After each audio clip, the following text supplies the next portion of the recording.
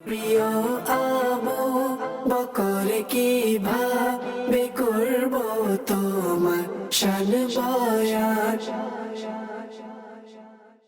আলহামদুলিল্লাহি রাব্বিল আলামিন ওয়াসসালাতু ওয়াসসালামু আলা সাইয়্যিদিল মুরসালিন আম্মা বা'দ ফাআউযু বিল্লাহি মিনাশ শাইতানির রাজীম বিসমিল্লাহির রহমানির রহিম আসসালাতু ওয়াসসালামু আলাইকা ইয়া রাসূলুল্লাহ আসসালাতু ওয়াসসালামু আলাইকা ইয়া হাবিবাল্লাহ আসসালাতু ওয়াসসালামু আলাইকা ইয়া নবিয়াল্লাহ ওয়া আলা আলিকা ওয়া আসহাবিকা ইয়া নূরাল্লাহ। মাদানী চ্যানেলের দর্শকবৃন্দ, দেশ কিংবা প্রবাস থেকে, কাছে কিংবা দূরে থেকে যারাই আমাদের দেখছেন সবাইকে জানাই একরাশ প্রীতি ও শুভেচ্ছা। আপনারা দেখছেন আপনাদের অত্যন্ত পছন্দনীয় অনুষ্ঠান ইসলামের প্রথম খলিফা। আজ আমরা শুনব আমাদের সকলেরই প্রিয় একজন সাহাবী, আমাদের সকলেরই মাতার তাজ, খলিফাতু রসুলিল্লাহ বা ইসলামের প্রথম খলিফা হজরত সাইদুনা আবু বকর সিদ্দিক রাদিয়াল্লাহু তাআলা আনহুর বিনয় ও নম্রতা সম্পর্কে। হজরত সাইদুনা আবু বকর সিদ্দিক রাদিয়াল্লাহু তাআলা আনহু মুসলিম জাহানের প্রথম খলিফা ছিলেন। হুজুর সাল্লাল্লাহু আলাইহি ওয়াসাল্লামের মনোনীত খলিফা ছিলেন। হুজুর সাল্লাল্লাহু আলাইহি ওয়াসাল্লামের গুহার সাথী ছিলেন এবং স্বয়ং আল্লাহ পাক তাকে সাহাবী উপাধি দ্বারা ধন্য করেছেন। তিনি কেমন বিনয়ী ছিলেন, তার নম্রতা কেমন ছিল, তিনি এই মুসলিম উম্মার জন্য কি আদর্শ রেখে গেছেন এবং আমাদের বর্তমান যুগের যারা শাসক রয়েছেন, যারা মর্যাদাবান পদে অধিষ্ঠিত আছেন, তাদের বিনয়ী কেমন হওয়া উচিত সেই শিক্ষা আমরা তার জীবনী থেকে পাই। তো সেই বিষয়গুলো জানার পূর্বে আসুন আমরা দুরূদ শরীফের একটি ফজিলত শ্রবণ করে নিই। প্রিয় নবী রাসূল আরবি সাল্লাল্লাহু আলাইহি ওয়াসাল্লাম ইরশাদ করেছেন, মান সাল্লামা আলাইয়া আশরান ফাকাআন্নামা আ'তাকা রাকবাতান। অর্থাৎ প্রিয় নবী সাল্লাল্লাহু আলাইহি ওয়াসাল্লাম ইরশাদ করেছেন, যে ব্যক্তি আমার উপর 10 বার সালাম পাঠ করলো সে যেন একটি গোলাম আজাদ করলো, মুক্ত করলো। তো আসুন আমরা অনুষ্ঠানের বরকতে একবার সালাম বা দুরূদ শরীফ পাঠ করে নেই। সল্লু আলাল হাবিব সাল্লাল্লাহু তাআলা আলা মুহাম্মদ সাল্লাল্লাহু আলাইহি ওয়াসাল্লাম। জি, আজ আমরা শুনব আমাদের প্রথম খলিফা, মুসলিম জাহানের প্রথম খলিফা হযরত সাইয়্যিদাতুনা আবু বকর সিদ্দিক রাদিয়াল্লাহু তাআলা আনহুর বিনয় ও নম্রতা সম্পর্কে। তিনি পুরো মুসলিম উম্মার খলিফা ছিলেন। সকল দায়িত্ব দায়ভার তার উপর ছিল, সকল ক্ষমতা তখন মুসলমানদের তার হাতের মুঠোয় ছিল। কিন্তু তারপরেও তিনি কতটা বিনয়ী ছিলেন, কতটা নম্র ছিলেন। আমরা যখন এই ঘটনাগুলো পড়ি তখন আমাদের মনেও এক ধরনের কোমলতা তৈরি হয়। তখন আমাদেরও ইচ্ছা জাগে, না, আমাকেও মানুষের সাথে কোমলতা প্রদর্শন করতে হবে, মানুষের প্রতি আমাকে সদয় হতে হবে। এমনই কিছু ঘটনা আজ আমরা শুনব। প্রথমত যে ঘটনাটি অনুষ্ঠানে যুক্ত করব সেটি বর্ণনা করেছেন হজরত সাইয়্যিদাতুনা উনাইস রাদিয়াল্লাহু তাআলা আনহা। তিনি বলেন যে আমাদের প্রথম খলিফা হজরত সাইয়্যিদুনা আবু বকর সিদ্দিক রাদিয়াল্লাহু তাআলা আনহু খলিফা হওয়ার পূর্বে এবং খলিফা হওয়ার পর সর্বমোট আমাদের তিনি 4 বছর প্রতিবেশী ছিলেন। অর্থাৎ খলিফা হওয়ার পূর্বে তিনি আমাদের 3 বছর প্রতিবেশী ছিলেন, খলিফা হওয়ার পরও তিনি আমাদের 1 বছর প্রতিবেশী হিসাবে ছিলেন। আচ্ছা, সেই সময় লোকেরা কি করত?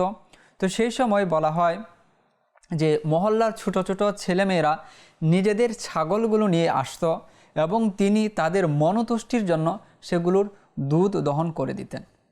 অর্থাৎ নিজের ছাগলের দুধ দহন করছেন এমনটা নয়, মহল্লার ছোট ছোট ছেলেরা যারা ছিল, বালক বালিকা যারা ছিল, তারা তাদের ছাগল হযরত সাইয়্যিদুনা আবু বকর সিদ্দিক রাদিয়াল্লাহু তাআলা আনহুর কাছে নিয়ে আসতো যে আপনি আমাদের ছাগলগুলোর দুধ দহন করে দেবেন বরকতের জন্য।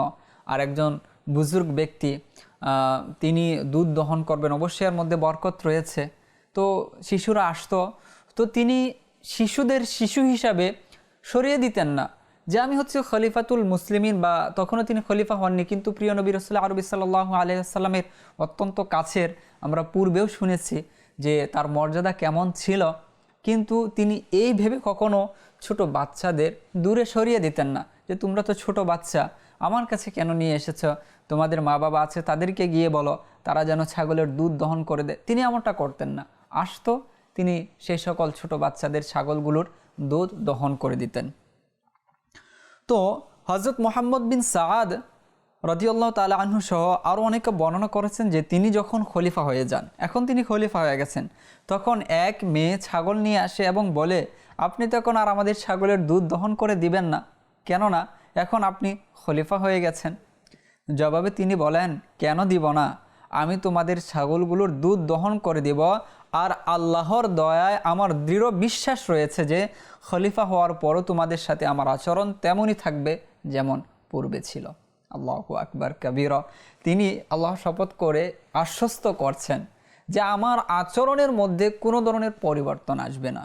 আমি যেমনটা পূর্বে তোমাদের ছাগলগুলোর দুধ দহন করে দিতাম, আমি খলিফা হয়েছি তো কি হয়েছে, আমি এখনও তোমাদের ছাগলগুলোর দুধ নিজ হাতে দহন করে দিব। কি শিক্ষা দিয়ে গেছেন আমাদের জন্য। আমাদের তো আজ সাধারণ এক ক্ষমতা চলে এলে আমরা আমাদের আত্মীয় স্বজনদেরকে পর্যন্ত ভুলে যাই।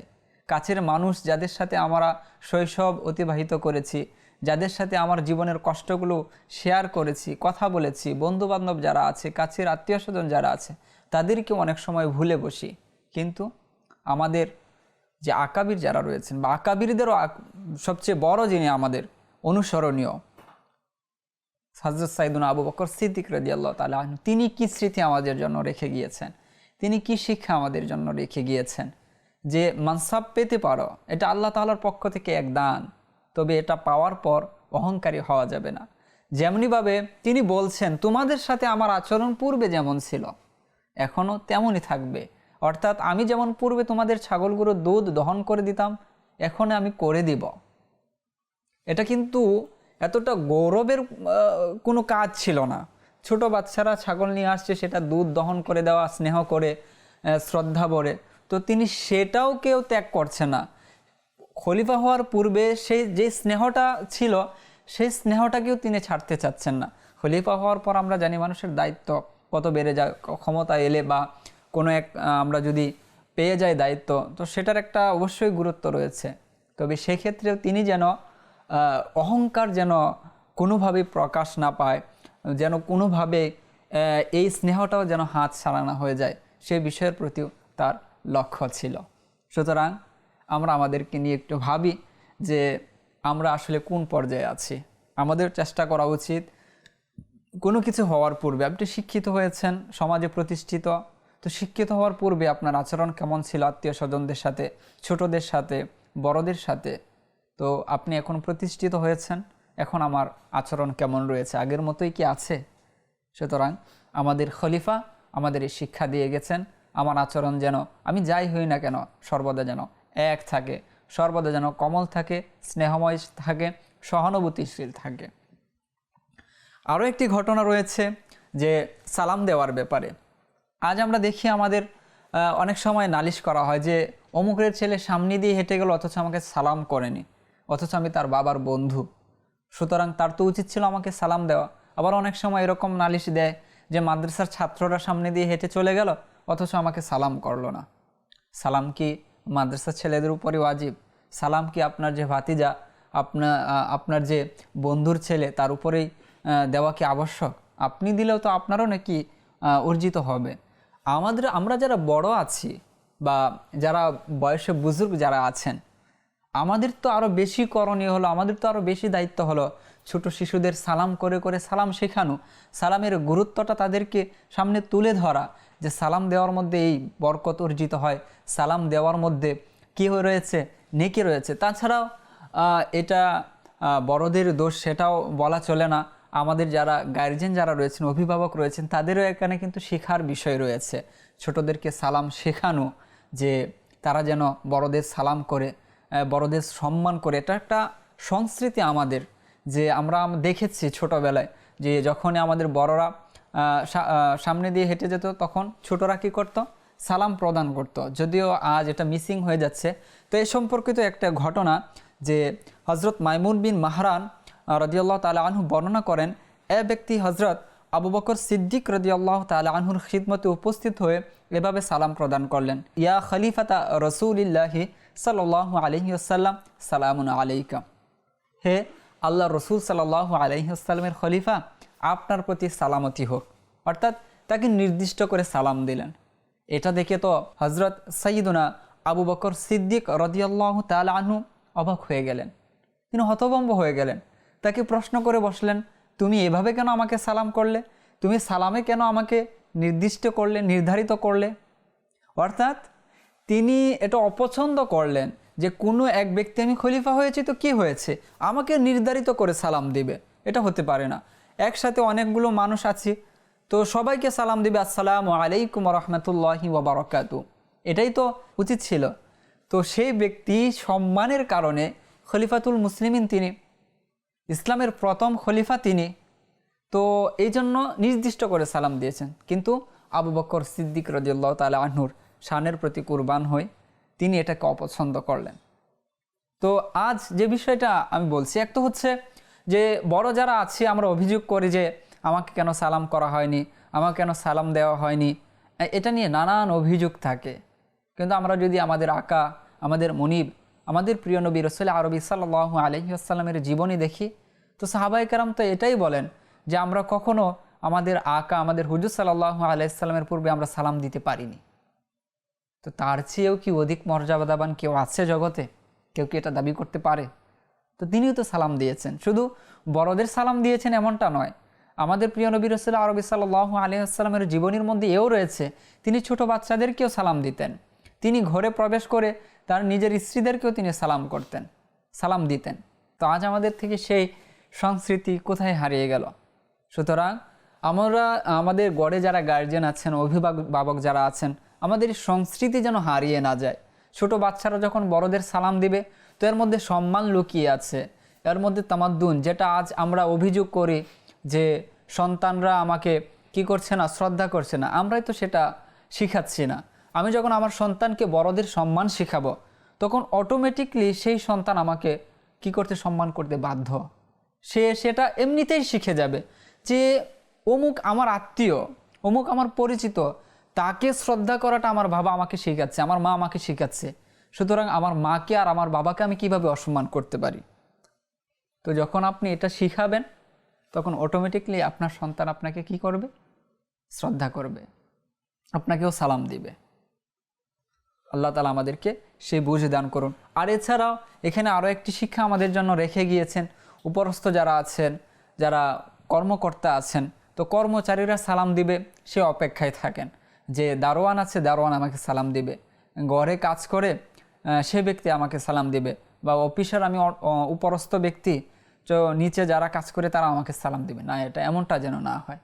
আমরা সালাম করি, তো সেই কর্মচারী যে আছে তার মনের মধ্যে আপনার জন্য একটি সফট কর্নার তৈরি হবে, এক ধরনের শ্রদ্ধা অটোমেটিকলি মনের মধ্যে তৈরি হবে যে তিনি এমন একজন ব্যক্তি, আমাদের বস, আমাদের তিনি উপরস্থ হয়ে তিনি আমাদেরকে সালাম দেন, তার ব্যাপারে একটা অন্যরকমই একটি মনের মধ্যে তৈরি। আপনি করেই দেখেন না, ইসলামের শিক্ষা এটা যে ইসলামের কাজগুলো যে যত বেশি করে, তার প্রতি মানুষ অনায়াসে, বা তার প্রতি মানুষ আল্লাহ প্রদত্ত এক নিয়ামত বলি অন্যরকম শ্রদ্ধা ভক্তি তার প্রতি চলে আসে। এটা সমাজের মধ্যে আমরা দেখতে পাই। তো এটা ইসলামের মধ্যে আল্লাহ পাক রেখেছেন যে যে আল্লাহর প্রতি ঝুঁকে যায় তার জন্য সকল মাখলুক ঝুঁকে যায়। এটা আমরা ইতিহাস যখন পড়ি তখন আমরা এটা দেখতে পাই। আল্লাহ তাআলা আমাদেরকে এই সুন্নতগুলোর উপর আমল করার তৌফিক দান করুন। আমরা যদি দেখি তার বিনয়ের মধ্যে আরও রয়েছে তিনি কতটা নম্র ছিলেন, কতটা কোমল ছিলেন, যে হযরত সাইয়্যিদুনা ইয়াজিদ বিন আবু সুফিয়ান রাদিয়াল্লাহু তাআলা আনহুকে এক জায়গায় পাঠাবেন, তিনি তার বাহিনীর সাথে নিয়ে তিনি পাঠাবেন এক জায়গায়। তো যখন ইয়াজিদ বিন আবু সুফিয়ান রাদিয়াল্লাহু তাআলা আনহু তার বাহিনীকে নিয়ে এগুচ্ছিলেন, তখন খলিফাতুল মুসলিমিন, ইসলামের প্রথম খলিফা হযরত সাইয়্যিদুনা আবু বকর সিদ্দিক রাদিয়াল্লাহু তাআলা আনহু তাদের সাথে সাথে হাঁটছিলেন। তো যখন হযরত সাইয়্যিদুনা ইয়াজিদ বিন আবু সুফিয়ান রাদিয়াল্লাহু তাআলা আনহু এটি দেখলেন, তো তিনি বললেন, ইম্মা আন তারকাবা ওয়া ইম্মা আন আনজিলা, হয় আপনি ঘোড়ায় আরোহণ করুন, নয়তো আমি ঘোড়া থেকে নেমে যাচ্ছি।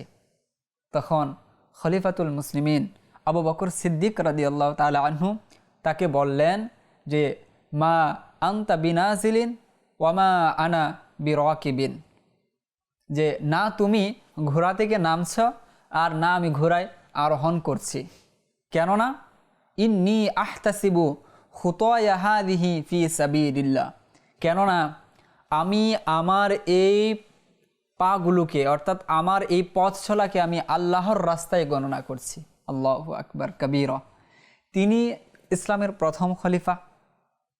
তিনি যদি চান তাদেরকে কোনো জায়গায় প্রেরণ করতে পারেন, তিনি চাইলে বারণ করতে পারেন, তিনি তাদের সকলেরই প্রধান। কিন্তু তিনি কি বলছেন ইয়াজিদ বিন আবু সুফিয়ান রাদিয়াল্লাহু তাআলা আনহুকে, তুমি ঘোড়া থেকে আরোহণ করবে না, আর না আমি ঘোড়ার উপর আরোহণ করছি। ইন্নী আহতাসিবু খুতায়া হাযিহি ফি সাবিলিল্লাহ, বরঞ্চ আমি আমার এই পথ চলাকে, পায়ে হেঁটে যাওয়াটাকে আমি আল্লাহর রাস্তায় গণনা করছি, সুমার করছি। আল্লাহু আকবার কবীরা। তাদের বিনয় কেমন ছিল, তাদের বিশ্বাসই কেমন ছিল যে আমি হাঁটছি, এটি অযথা হাঁটছি না, এই হাঁটাটা আমার আল্লাহর রাস্তায় হাঁটা, আমি যে চলছি এটা আমার আল্লাহর রাস্তায় চলা হচ্ছে।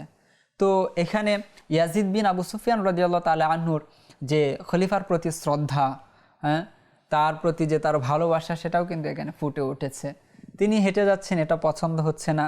আবার এদিকে খলিফাতুল মুসলিমিন আবু বকর সিদ্দিক রাদিয়াল্লাহু তাআলা আনহু, তিনি আরোহণ করবেন, সেটাও সায় দিচ্ছে না, কেননা যারা যাচ্ছে তারা আল্লাহর রাস্তায় যাচ্ছে, আমি নিজেকে কিভাবে তাদের সাথে গণনা করতে পারি। আবার তিনি বলছেন যে আমার এই হাঁটাটা সাধারণ কোনো হাঁটা মনে করছি না, বরঞ্চ আমি এই হাঁটাটাকে আমি আল্লাহর রাস্তায় হাঁটা হিসাবে গণনা করছি। তাদের জীবনে প্রত্যেকটা সময় তো আল্লাহর রাস্তায় ছিল। তারা যা চিন্তা ভাবনা করেছেন, তারা উঠেছেন, বসেছেন, সব কিছু দিনের জন্য। দিনের জন্য সব কিছু তাদের উৎসর্গ ছিল, দিনের জন্য সব কিছু তাদের করণীয় ছিল। অনুরূপ আমাদেরও হওয়া উচিত। আজ আমরা তো সাধারণ কোনো কিছু করে বুক ফুলিয়ে বলে যে আমি ইসলামের জন্য এটা করেছি, আমি কয়েক টাকা দান করছি মসজিদের মধ্যে, তখন আমি হাত তুলে বলে যে আমি এত টাকা দিচ্ছি। আবার যদি মসজিদের ইমাম সাহেব যদি নাম ঘোষণা না করেন যে অমুক ব্যক্তি এত টাকা দিয়েছে, যদি নাম না নেওয়া হয় তাহলে পরবর্তীতে ধরবে যে আমিও তো টাকা দিয়েছি, আমার নাম কেন নেওয়া হয়নি। এরকম জানা আছে যে এক ব্যক্তিকে বলা হয়েছিল যে আমার বাবার জন্য দোয়া করবেন। তো সেই ইমাম সাহেব কী করলো, নামাজের পর দোয়া করলো সকলের জন্য। তো তিনি আবার ধরলেন যে আমার বাবার নাম নিয়ে কেন দোয়া করা হয়নি। তো এমনও লোক পাওয়া যায়। আমরা এক তো হচ্ছে যদি কখনো খিদমত করি, ইসলামের সামান্যতম ইখলাস তো থাকে, তারপরে দেখা যায় এটা প্রকাশ করার জন্য মন আমাদের উতলা হয়ে যায়। তো এইভাবে কি হবে? নেকিকে অবশিষ্ট থাকবে যে আমরা চাই যেন আমাদের নেকি মানুষের সামনে প্রকাশ পেয়ে যাক। এরকম আমরা দেখি যে যখন কোনো বান্দা আল্লাহর রাস্তায় ব্যয় করে, তো সেই ব্যয়ের বেশ কিছু বিশেষত্ব বর্ণনা করা হয় যে এরকমভাবে যে ব্যক্তি আল্লাহর রাস্তায় ব্যয় করলো, প্রথমত তো সেই ব্যক্তি কৃপণতা থেকে বেরিয়ে এসে আল্লাহর রাস্তায় ব্যয় করলো। দ্বিতীয়ত যখন ব্যয় করে দিল তখন মন তাকে বারবার ওয়াসওয়াসা দিতে থাকে যে তুমি এটা প্রকাশ করো, তুমি এটা প্রকাশ করো, তুমি ব্যয় করেছ। তো যে ব্যক্তি সেই প্রকাশ করা থেকে নিজেকে লুকিয়ে রাখলো, অর্থাৎ প্রকাশ করলো না, গোপনেই দান করে দিল, গোপনেই কিছু ইসলামের খিদমত করলো, তো সেটা হচ্ছে প্রকৃতপক্ষে আল্লাহর রাস্তায় ব্যয়। সুতরাং আমরা যখন কোনো কিছু ইসলামের জন্য করব, তো সে চেষ্টা করব যে লুকিয়ে রাখার চেষ্টা করব, সেটা যেন আল্লাহ তাআলার জন্যই হয়, আমি যা করেছি সুনামের জন্য যেন না হয়। তো যদি এমনটা হয় তো কিয়ামতের দিন আল্লাহ পাক বলবেন তুমি দুনিয়ায় যা চেয়েছিলে সেটা তো তোমাকে দেওয়া হয়েছে, তুমি চেয়েছিলে সুনাম, তোমার সুনাম তো হয়ে গিয়েছে, তুমি চেয়েছিলে প্রশংসা, মানুষে তোমার প্রশংসা করে ফেলেছে, এখন আবার কিসের প্রতিদান? কিন্তু এই সকল ব্যক্তিরা তারা কি করেছেন? শুধুমাত্র আল্লাহর জন্যই করেছেন। এই জন্যই তো তিনি চাইলে তো উঠতে পারতেন, ঘোড়ার উপর আরোহণ করতে পারতেন, কেননা সকলে তার অধীনস্থ ছিল। তিনি কি করছেন? সেখানেও বিনয়তা প্রদর্শন করে এটা বুঝিয়ে দিয়েছেন যে আমার প্রকৃতপক্ষে কাজটা এটা আল্লাহ তাআলার জন্য, আল্লাহর জন্যই আমি করছি। আল্লাহ পাক আমাদেরকেও ইসলামের যখন কোনো কাজ করব সেটা যেন একনিষ্ঠতার সাথে আল্লাহ তাআলার সন্তুষ্টির জন্য হয়। আল্লাহ পাক আমাদেরকে তৌফিক দান করুন। আল্লাহু আকবার কবীর। তাদের বিনয়, মানুষের উপকার করার তাদের আকাঙ্ক্ষা কীরকম ছিল, একটি ঘটনার মধ্যে এরকম রয়েছে। হযরত সাইয়েদুনা উমর ফারুক রাদিয়াল্লাহু তাআলা আনহু মদিনার এক বৃদ্ধা অন্ধ মহিলার ঘরোয়া কাজকর্মগুলো করে দিতেন। তিনি তার জন্য পানি নিয়ে আসতেন এবং অন্যান্য কাজ করেও দিতেন। রুটিন অনুযায়ী একদিন তিনি বৃদ্ধার ঘরে এসে দেখেন যে ঘরের সকল কাজকর্ম আগেই কেউ করে রেখেছে। তো তিনি পরের দিন চিন্তা করলেন যে আজ আরেকটু আগে যেতে হবে, নয়তো আমি হয়তো এই যে সওয়াব রয়েছে এর থেকে বঞ্চিত হয়ে যাব। পরের দিন তিনি আরও একটু আগে গেলেন, গিয়ে দেখলেন আবারও করা আছে। তৃতীয় দিন আবার গেলেন, দেখেন যে আবারও করা আছে। এখন তিনি মনস্থির করলেন যে না, আজ রাতে যাব না, আজ দিনের বেলায় গিয়ে দেখব কে আমার নেকিগুলোর ভাগ বসাচ্ছে, আমার নেকিগুলো নিয়ে নিচ্ছে। তো তিনি দিনের বেলায় গিয়ে এক আড়ালে লুকিয়ে রইলেন। যখন সন্ধ্যা হয়ে এলো তো দেখলেন যে এক ব্যক্তি সেখানে প্রবেশ করেছে। তো দেখলেন কাকে দেখলেন? দেখলেন হযরত সাইয়েদুনা আবু বকর সিদ্দিক রাদিয়াল্লাহু তাআলা আনহু, তিনি এসেছেন। আল্লাহু আকবার কবীরা। তখন তিনি বললেন যে আবু বকর সিদ্দিক রাদিয়াল্লাহু তাআলা আনহুই হচ্ছে ওই ব্যক্তি যে নেকির ক্ষেত্রে আমার চেয়ে অগ্রগামী। অর্থাৎ আবু বকর সিদ্দিক রাদিয়াল্লাহু তাআলা আনহু তখন খলিফাতুল মুসলিমিন, ইসলামের প্রথম খলিফা তিনি গিয়ে এক বৃদ্ধা মহিলার সকল কাজকর্মগুলো করে দিচ্ছেন। ঘরের ঝাড়ু দেওয়া, ঘরের আসবাবপত্র পরিষ্কার করা, ঘর গোছানো, পানি এনে দেওয়া, সকল কাজ একজন ইসলামের প্রথম খলিফা, ইসলামের প্রধান, যার হুকুমে রাজ্য পরিচালনা হচ্ছে, যার মাধ্যমে ইসলামের ব্যাপ্তি ঘটেছে, তিনি করে দিচ্ছেন এক বৃদ্ধা মহিলার কাজ। আল্লাহু আকবার কবীরা।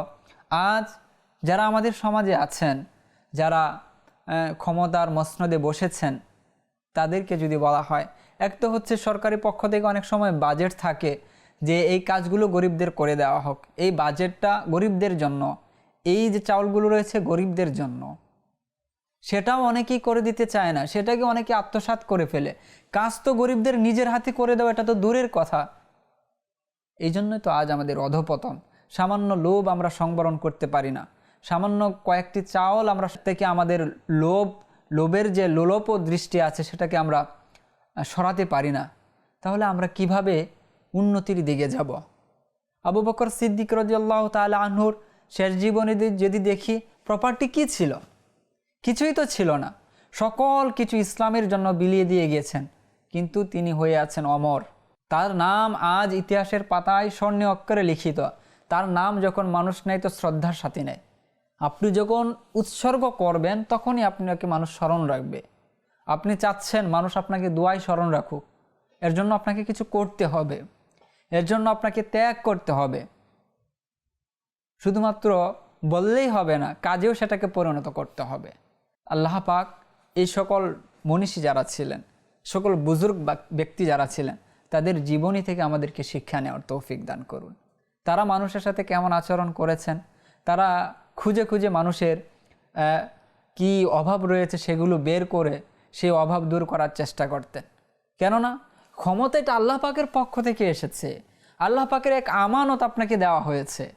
সেই আমানতের খেয়ানত যদি করেন, আমরা তো জানি যে আমানতের খেয়ানতের প্রশ্ন কিয়ামতের দিন করা হবে। কোনো ব্যক্তি তাকে যে দায়িত্ব দেওয়া হয়েছিল সেই দায়িত্ব উত্তর না দিয়ে পার পাবে না। আপনাকে যতটুকু ক্ষমতা দেওয়া হয়েছে, যতটুকু দায়িত্ব দেওয়া হয়েছে আল্লাহ পাকের পক্ষ থেকে, আপনি যে ক্ষমতায় বসেছেন সেটা সম্পর্কে আপনাকে প্রশ্ন করা হবে যে তুমি কি দায়িত্ব যথাযথভাবে পালন করেছ? আজ তো বৃদ্ধা থেকে বৃদ্ধা অভাবী আমার চোখের সামনে এসে সাহায্য চাচ্ছে, অথচ রাষ্ট্রীয়ভাবে সে সেটা পাও না, রাষ্ট্রীয়ভাবে তার জন্য সেটা বরাদ্দও দেওয়া হয়েছে, অথচ আমাকে দায়িত্ব দেওয়া হয়েছিল সেটা শুধু পৌঁছে দেওয়া, সেটাও আমি করছি না। তো আমি আবার আশাও করছি যে আমি আখিরাতে সফল হয়ে যাব। কথায় কথায় আল্লাহ পাকের শপথ করছি, কাজের বেলায় এর আশেপাশেও নেই। তো এর ব্যাপারে কি প্রশ্ন করা হবে না? আমাকে, আপনাকে অবশ্যই প্রশ্ন করা হবে।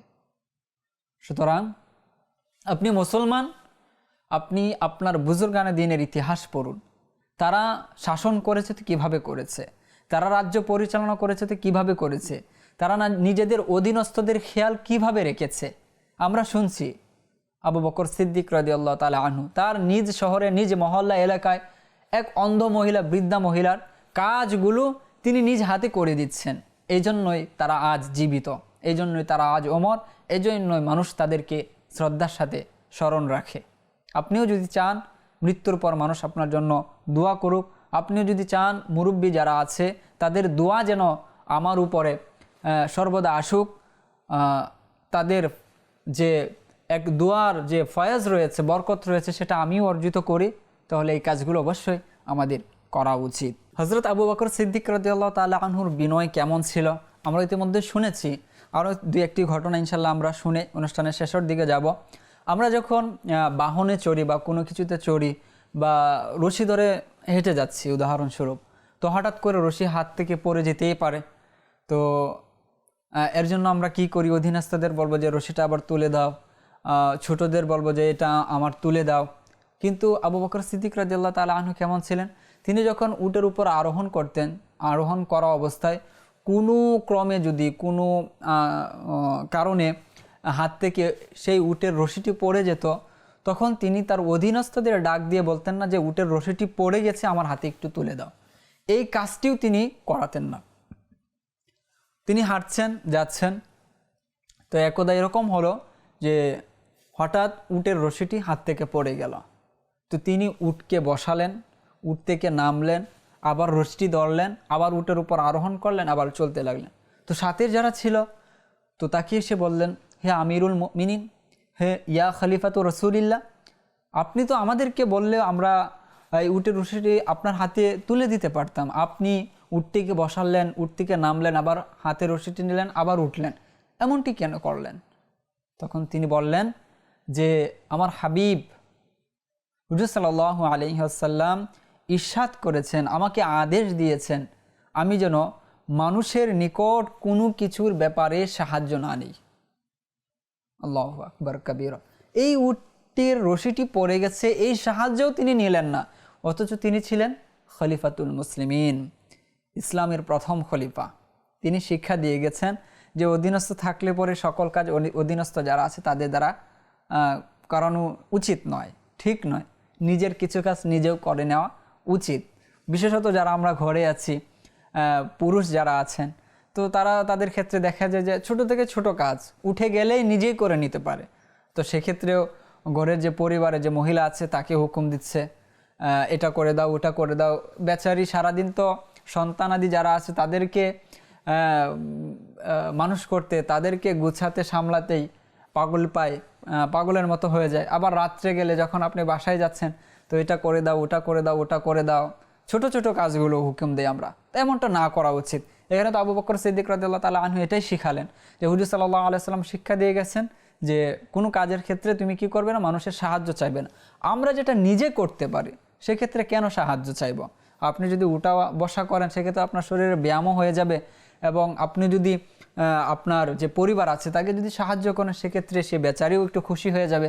আমরা হুজুর সাল্লাল্লাহু আলাইহি ওয়াসাল্লামের জীবনের মধ্যে দেখি, হুজুর সাল্লাল্লাহু আলাইহি ওয়াসাল্লাম সারাদিন বাইরের কাজকর্ম করার পরও ঘরে গিয়ে ঘরোয়া যে কাজগুলো ছিল সেগুলো করতেন।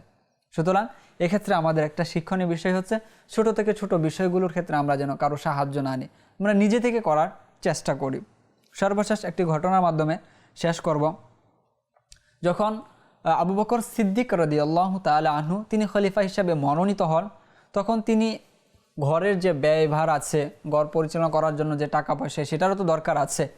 তখন তিনি খলিফা হলেন এবং ব্যবসার দিকেও একটু মনোযোগ দিলেন যে আমি ব্যবসা করে ঘরের প্রয়োজনটা অন্তত নিজে আমি কি করব, ব্যবসার মাধ্যমে মেটানোর চেষ্টা করব। তিনি এই উদ্দেশ্যে বাজারের দিকে রওনা হলেন। তো বাজারের যাওয়ার পথে উমর ফারুক রাদিয়াল্লাহু তাআলা আনহুর সাথে দেখা হলো। তো দেখলেন তিনি বাজারের দিকে যাচ্ছেন, তো বললেন আপনি বাজারের দিকে যাচ্ছেন, তো এই খেলাফতের দায়িত্ব কে সামলাবে? তখন তিনি বললেন যে আমরা আপনার জন্য নির্দিষ্ট একটি ভাতা নির্ধারণ করব, এর মাধ্যমে আপনি কি করবেন, আপনার সংসার পরিচালনা করবেন। তখন তাকে খুব বুঝিয়ে সুঝিয়ে পরিপূর্ণভাবে খেলাফতের কাজে মনোনিবেশ করার জন্য তিনি চেষ্টা করেন, এবং পরবর্তীতে তিনি সকল কিছু ত্যাগ করে শুধু খিলাফতের দায়িত্ব কিভাবে সুন্দরভাবে আঞ্জাম দেওয়া যায় সেদিকে তিনি মনোনিবেশ করেন। আল্লাহ পাক তাদের আখলাক, তাদের বৈশিষ্ট্য আমাদের অর্জন করার তৌফিক দান করুন। তারা যেভাবে চলেছে, যেই পথে চলেছে তাদের পদাঙ্ক অনুসরণ করার তৌফিক দান করুন। আমিন। বিজাহিন নবিয়িল আমিন। সাল্লু আলাল হাবিব সাল্লাল্লাহু তাআলা আলা মুহাম্মদ সাল্লাল্লাহু আলাইহি ওয়াসাল্লাম। প্রিয় আবু বকর কিভাবে করব তোমার শান বয়ান।